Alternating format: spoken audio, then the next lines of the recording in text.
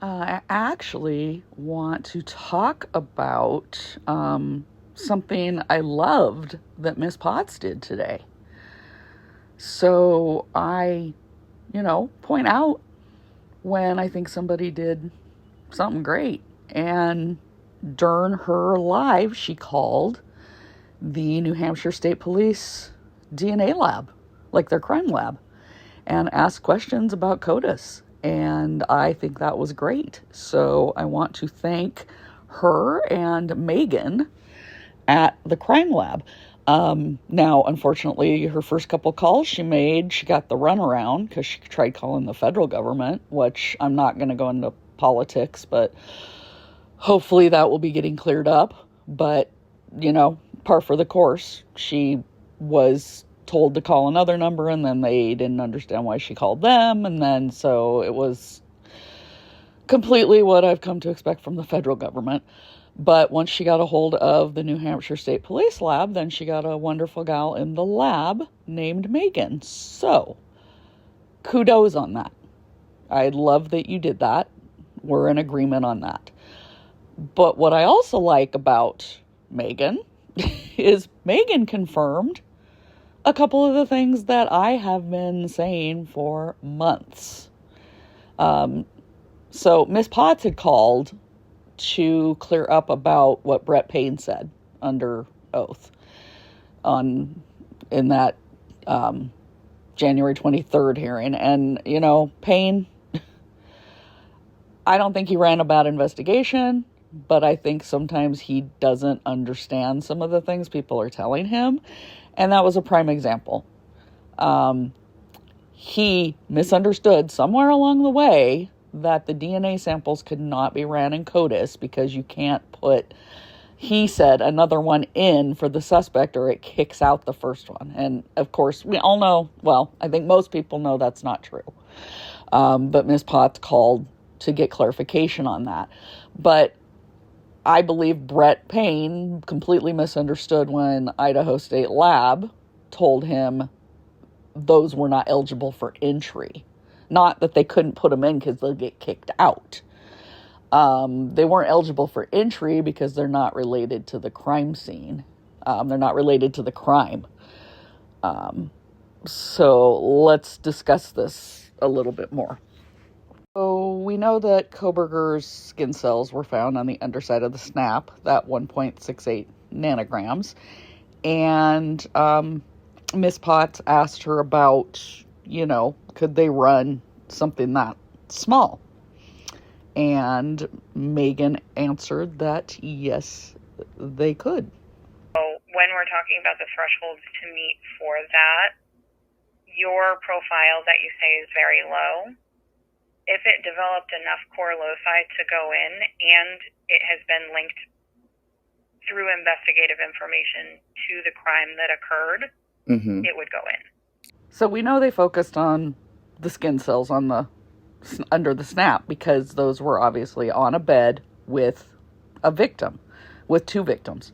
But also at issue are the other two profiles, B and D. And this was from the footnote from the motion in limine about Riley Nolan. It says the other two male profiles identified in the ISP lab reports as unknown B and unknown D were never run through Codis or subjected to IgG testing. The defense has never received an explanation as to why these two male profiles were not further investigated. Now, we know from that hearing clear back in 2023 during the summer that Bill Thompson stated they were not eligible to be ran through Codis. And back then, I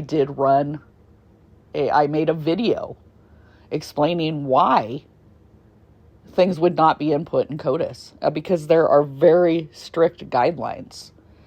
And that doesn't just include whether the sample size is big enough, like the core loci, but that also includes the location it was found and whether it's believed to belong to the perpetrator or not. So as a refresher, unknown male B was a spot of blood on the handrail between the first and second floors, and unknown male D was blood in a glove found near the roadway on November 20th. Now, that's not to be confused with the one that Chris McDonough found. He found one a week after that, like on the 24th. This was the one found on the 20th. So, let's listen to what Megan had to say when Miss Potts asked her if multiple profiles could be run that were found at a crime scene. So for the most part, though, Codis can take more than one profile from a crime scene at a time. Yes. Okay. If there's an expectation that, 5 people are involved in this, we were able to obtain unique profiles from 3 different spots that are definitely linked to the crime that may be linked to those 5 different people. All 3 can go in. Let's listen to that last part again. 3 different spots that are definitely linked to the crime that may be linked to those 5 different people. All 3 can go in. Did you catch that? She said if they are definitely linked to the crime, then they can go in. That is key.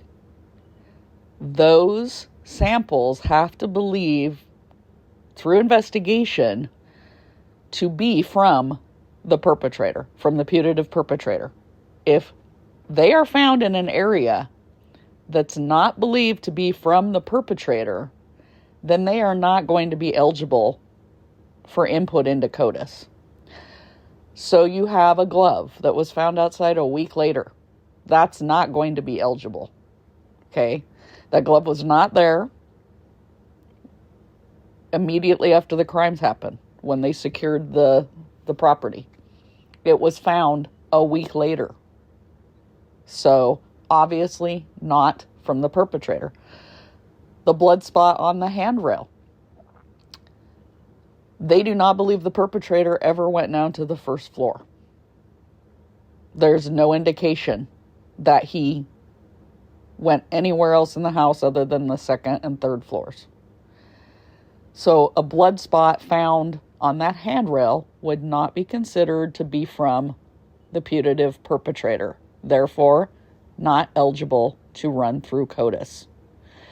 So what she's saying is they have to be tied to the crime, to the perpetrator. And that's what I've been saying. That's what I've been saying ever since I heard Bill Thompson say that those samples were not eligible. I don't think it was because they were degraded, and it could turn out that it was, but I believe it's because we know their locations now. We know one was on the glove outside a week later, and we know one was on the handrail going down to the 1st floor.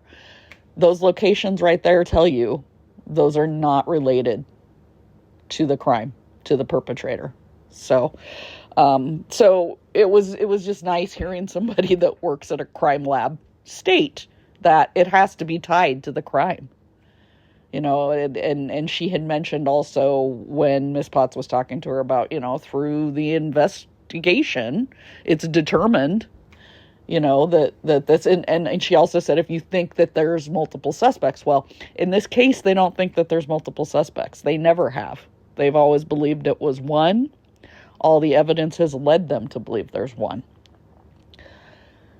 So I guess we will find out for sure at trial why it wasn't eligible for Codis. But I just think it's nice to hear it from somebody at a lab stating that, it definitely has to be tied to the perpetrator to be entered into Codis. So, but again, I want to say thank you to Ms. Potts because I do appreciate that. And like I said, I will let somebody know when I like something that they did, like kudos. I think that's great. I think it was very informative for everyone who listened. And I'm glad you got through to somebody. I'm glad you didn't give up after the feds gave you the runaround, because that was ridiculous. So I'm glad you persisted and called your state crime lab. And then that Megan gal was a rock star.